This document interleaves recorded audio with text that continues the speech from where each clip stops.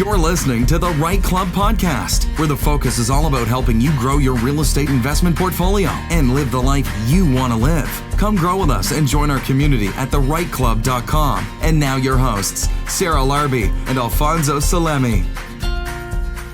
Yeah, I always look for the major expenses. Roof, windows, and HVAC are usually the biggest ones to assess first. And then beyond that, you can kind of gauge stuff out with some ballpark numbers. If you're going to be putting in, a reasonable floor, you're looking at, $5 to $6 a foot, and you start kind of building up those kinds of things. Where a lot of people get caught, and I had this happen to me a couple of years back, was the costs that are not necessarily associated to the renovation of the house, more to do with the carrying costs. And those are those sneaky costs that I think a lot of people don't know in advance, or they don't assume correctly. And those are the ones that will erode your profits very, very quickly.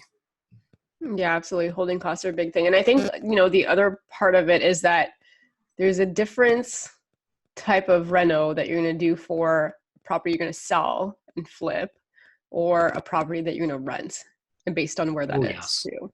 So like when I'll look at a property, if it needs a roof, a furnace, and brand new windows, and has some foundation problems, or any combination of those, I probably won't even take it, because I can't get my ARV out enough versus doing kitchens and bathrooms, flooring, paints, light fixtures.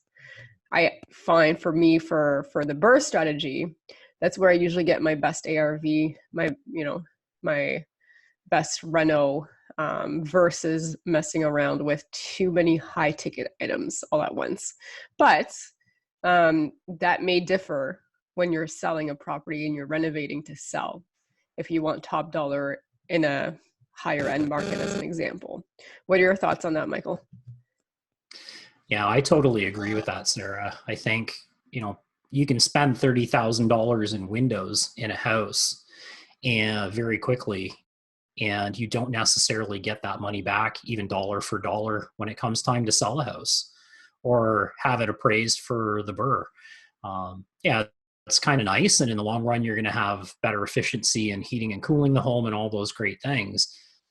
As far as an investment to get a relatively quick return on, it's not going to be money well spent. Right. Where did you do most of your flips? I'd say 90% of those are in Hamilton. Okay. And who are you selling to? Like, who was your target purchaser? That's a really great question. And I think where another potential sticking point, and one of my 3 things when you're flipping a house, is start with the end in mind.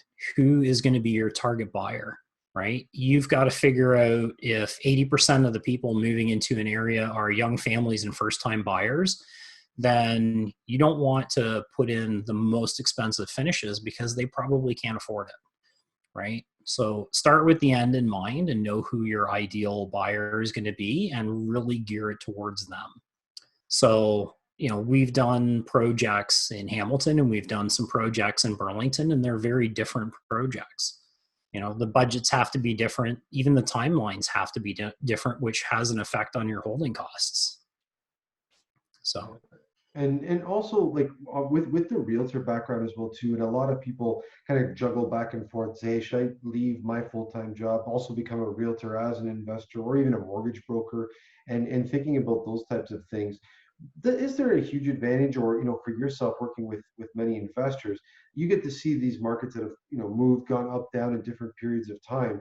Where do you foresee, or like from a long-term hold perspective, like the properties are going to kind of follow that path of progress? So what are some strategies that the investors can look at, or some key stats that they can use to make themselves comfortable before they take that action, or decide on making their first purchase, or their long-time purchase? So I guess there's a couple of questions in there. I'll start with the first one. The reason why I got my real estate license was because I wanted to flip more homes. And I thought getting my real estate license would give me the access to the information and It did, and it does. However, what also happened at the same time was I started talking to people about being a realtor, and then I got so busy being a realtor, I didn't have time available to be able to flip the houses anymore the way that I was doing them. So I have to shift now.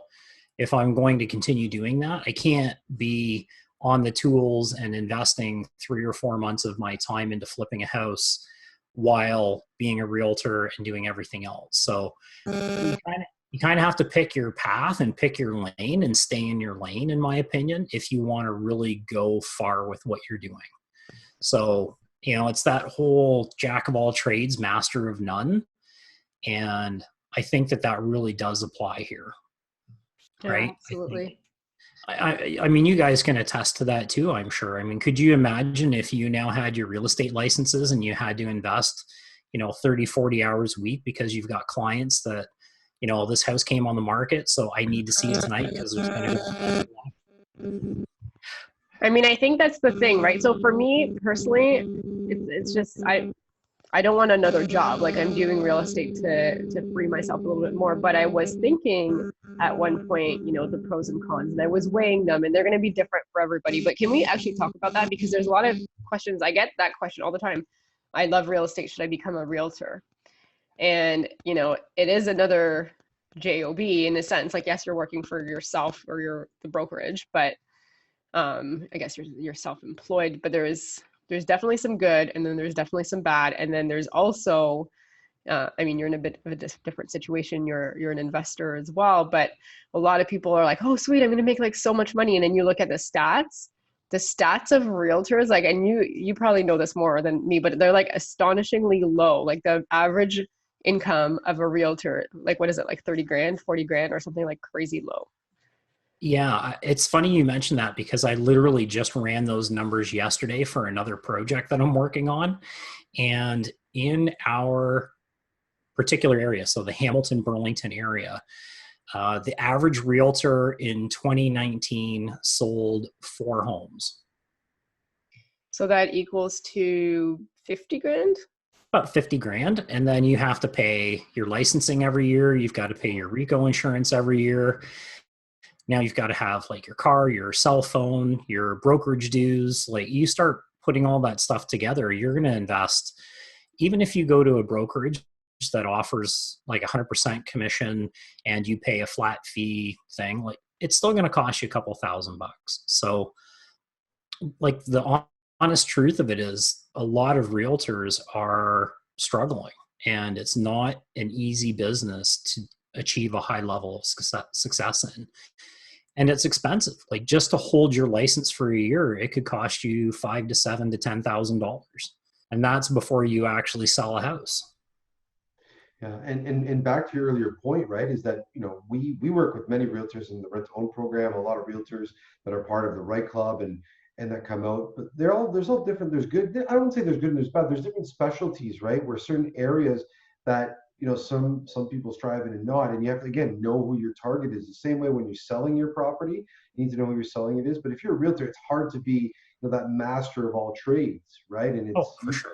and I think I don't know if it might have been you. We might have said this to you. You might have said this to me, but it's like you can do anything, but you can't do everything, right? And at least not all at once, right? And so like the maybe some of the benefits, maybe the good things as a realtor that you can have, maybe from the other perspective of I know it's going to take time, it's another job, but again, with the systems, things that you can put in place, potentially you can develop that. But what are some good things from an investor hat? We're even just working with a good realtor or being that realtor. I think one of the tough things for me, just because of the kind of person that I am, is if, as an example, I've got a client who's looking for a really great BRRRR strategy for a house, and I come across a really fantastic opportunity. I might be in a position to jump on that myself, but I'm going to call my client and say, hey, I've got this really great opportunity for you. We should go take a look at it. And I will give my investors that I'm working with first shot at doing that kind of a deal. And even with the residential clients that I work with, I bought a house years ago, and I actually showed it to two of my clients first before I bought it, because I wanted them to have the opportunity before I would take care of it. Now that's my own personal philosophy, but I like to see. I figure I'm going to succeed through others, so I want to see them do well, and I can figure out how to do other stuff or buy another house, or there'll be other. There's so many projects out there. I don't have to get in the way of somebody else being successful. Thanks for listening to the REITE Club podcast and joining our community of real estate investors online at thereiteclub.com, where the focus is about helping you grow. We look forward to seeing you again next week. Thanks from your hosts, Sarah Larby and Alfonso Salemi.